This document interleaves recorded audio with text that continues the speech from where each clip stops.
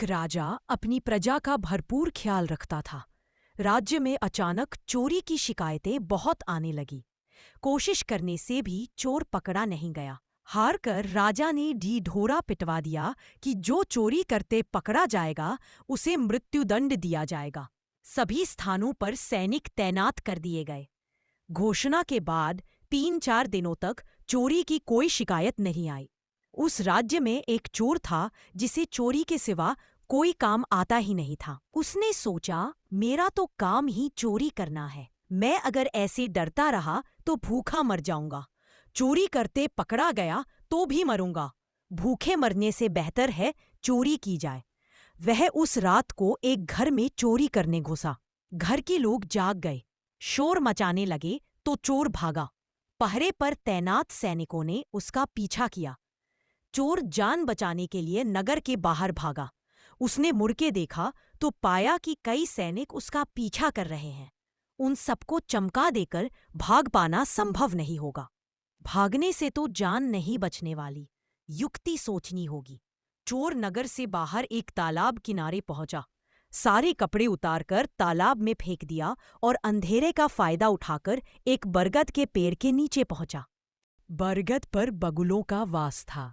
बरगद की जड़ों के पास बगुलों की बीट पड़ी थी। चोर ने बीट उठाकर उसका तिलक लगा लिया और आंख मूंदकर ऐसे स्वांग करने बैठा जैसे साधना में लीन हो। खोजते खोजते थोड़ी देर में सैनिक भी वहां पहुंच गए, पर उनको चोर कहीं नजर नहीं आ रहा था। खोजते खोजते उजाला हो रहा था और नजर बाबा बने चोर पर पड़ी। सैनिकों ने पूछा, बाबा इधर किसी को आते देखा है? पर ढोंगी बाबा तो समाधि लगाए बैठा था।